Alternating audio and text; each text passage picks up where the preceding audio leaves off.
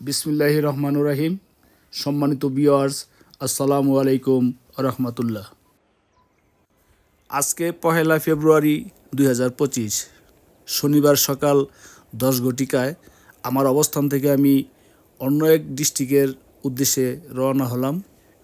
আমি যখন উপর থেকে নামতাছি, হঠাৎ করে একটি জায়গা আমার নজরে পড়ল।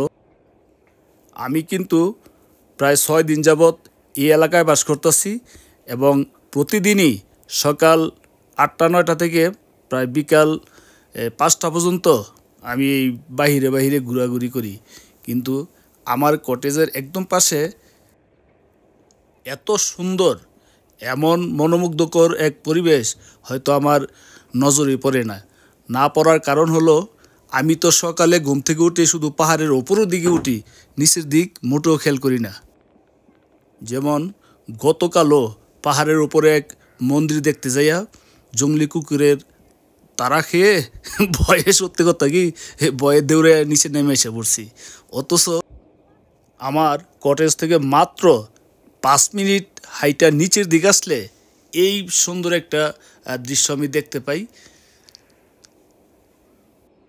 আমি আল্লাহর সৃষ্টির সৌন্দর্যকে পছন্দ করি, ভালোবাসি। তাই কি করলাম, আমি আর আজকে রওনা হলাম না।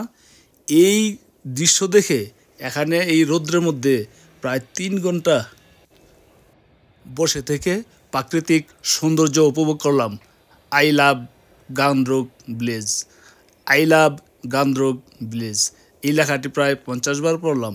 তারপরও আমার মনের তৃপ্তি মিটে না, এমন সৌন্দর্য এই দৃশ্য দেখে।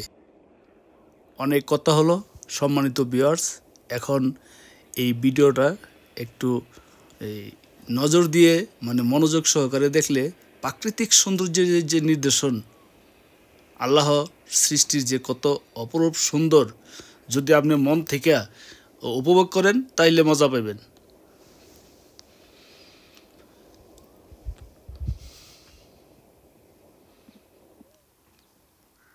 এখানে একটি প্রাইমারি স্কুল, একটি বিশ্ববিদ্যালয় এবং একটি হাই মাধ্যমিক বিদ্যালয় আছে। ওইগুলি আমি ঘুরে ঘুরে দেখে আসলাম।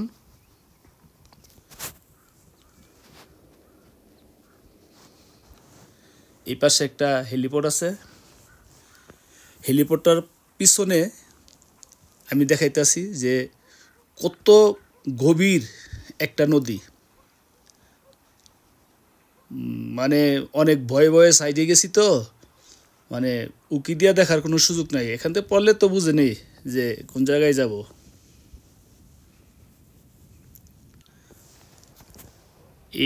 ওই যে নিচে একটু পানি দেখা যায়, এটা কিন্তু চলমান নদী, বিশাল বড় নদী, কিন্তু অনেক স্রোত। এই 2 কিলোমিটার ওপর থেকে কিন্তু এই পানির গর্জন শোনা যায়।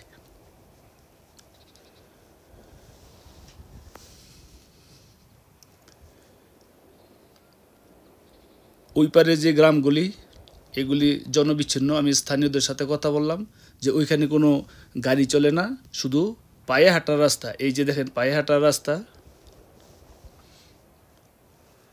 কয়েক বছর আগে যে ভূমিকম্প হয়েছিল, ওই ভূমিকম্পে নাকি এই এলাকায় প্রচুর ক্ষতি হয়েছিল। এই একটি গ্রাম দেখেন, তার 3 দিক দিয়া কত গভীর, আর এক দিক দিয়া কত উঁচু পাহাড়। তাদের জীবন বৈচিত্র্য যে কত দুর্বিষহ মানবতার জীবনযাপন করে, একমাত্র তারা এবং সৃষ্টিকর্তা ভালো জানে। ওইটা হইল পূর্ব সাইড নদীর এবং আমি পশ্চিম সাইডে।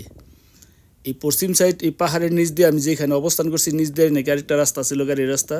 ওই ভূমিকম্পের সময় রাস্তাটা পাহাড়ের দশের নদীর সাথে মিলে গেছে। এটা এখনও পুনরুদ্ধার হয় নাই, আর কখনো হবে না শুনছি।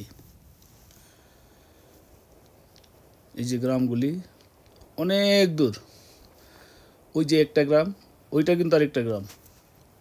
আমি নদীর এই যে পশ্চিম পাশে অবস্থান করছি। এই দেখেন,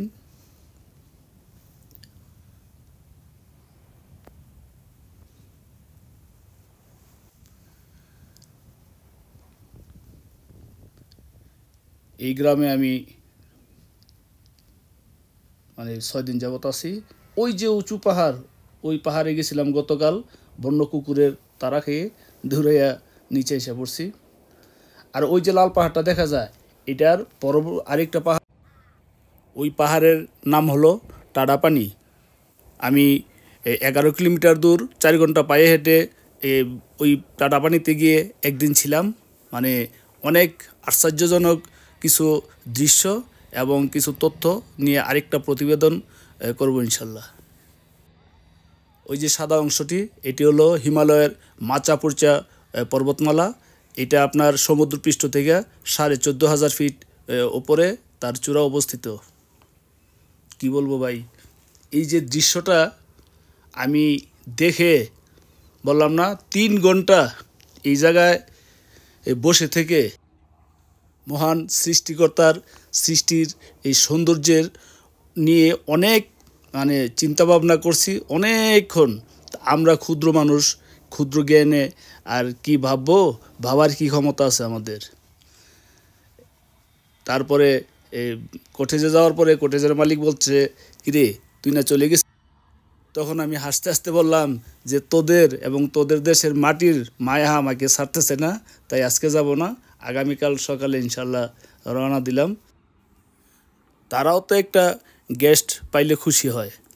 তো সম্মানিত ভিউয়ার্স, সন্ধ্যার সময় এই কটেজে দেখেন যে নেপালিয়ান মানুষেরা পারিবারিকভাবে ভ্রমণটা কীভাবে উপভোগ করে।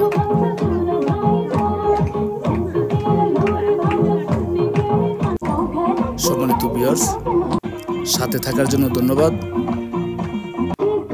আমি আবারও কোনো ভিডিও নিয়ে আপনাদের সাথে দেখা হবে, কথা হবে। সেই পর্যন্ত ভালো থাকেন। আল্লাহ হাফেজ।